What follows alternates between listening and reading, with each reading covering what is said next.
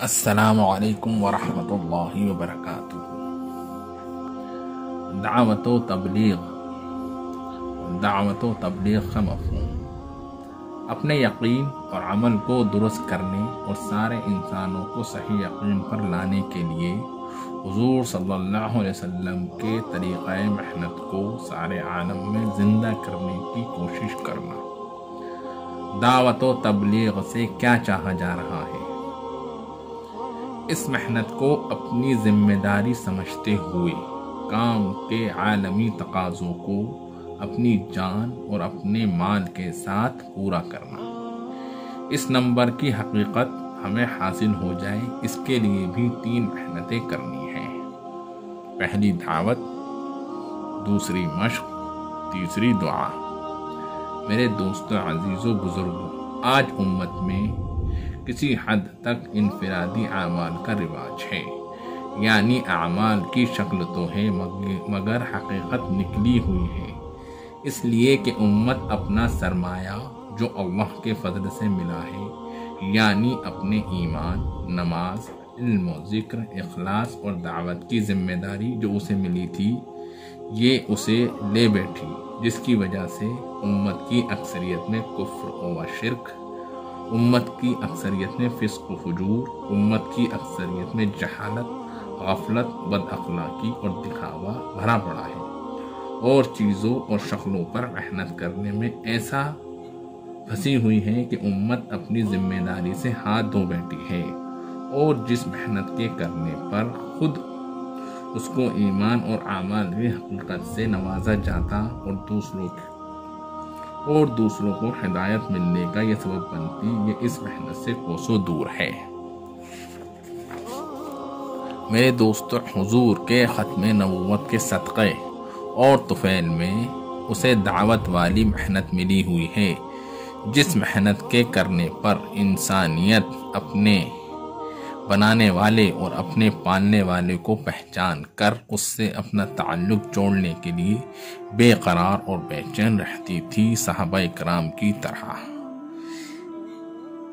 اس لیے انبیاء علیہ السلام کی طرز پر اپنی جان اور مال کو جھونک دینا اور جن میں محنت کرنا ہے ان سے کسی چیز کی طلب نہ کرنا، اس لیے کہ ہجرت بھی کرنا اور نصرت بھی کرنا ہے۔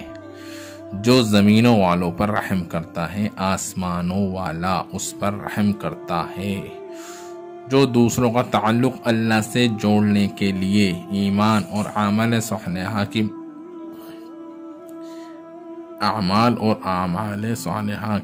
محنت کرے، اللہ جل شانہ اس کو سب سے پہلے ایمان اور اعمال صالحہ کی حقیقتوں سے نواز کر اپنا تعلق عطا فرمائیں گے۔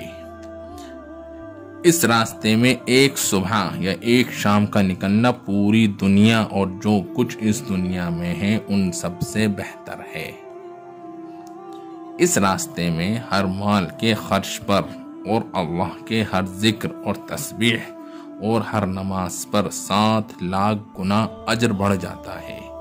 میرے دوستو، بزرگوں، اس راستے میں محنت کرنے والوں کی دعائیں بنی اسرائیل کے نبیوں کی دعاؤں کی طرح قبول ہوتی ہیں، یعنی جس طرح ان کی دعائوں پر اللہ رب العزت نے ظاہر کے خلاف اپنے قدرت کو استعمال فرما کر نبیوں اور ان کی قوموں کو کامیاب کر کے دکھلایا ہے اور ان کے باطل حقوں کو توڑ پھوڑ کر تہس نہس کر کے دکھلایا ہے، اسی طرح اس محنت کے کرنے والوں کی دعاؤں پر اللہ پاک ظاہر کے خلاف اپنی قدرت کے مظاہرے کر کے دکھلائیں گے۔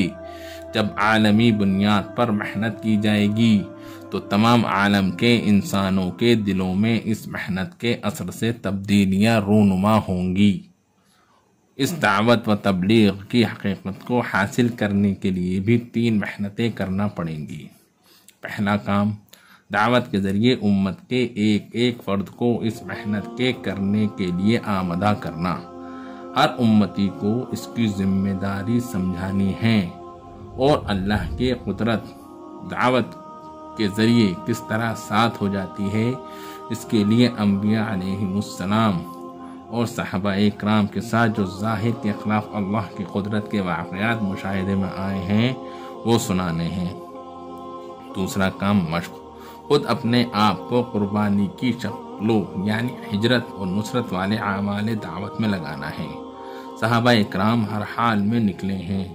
اس ذمہ داری کو پورا کرنے کے لیے نکاح کے وقت، رخصتی کے وقت، ولادت کے موقع پر، وفات کے موقع پر، سردی میں، گرمی میں، بھوک میں، فاقے میں، صحت میں، بیماری میں، قوت میں، کمزوری میں اور جوانی میں، بڑھاپے میں، یعنی ہر تقاضے پر ان کے ساتھ حالات کیسے بھی ہوں مگر پوری ذمہ داری کے ساتھ اس محنت کو کرتے تھے۔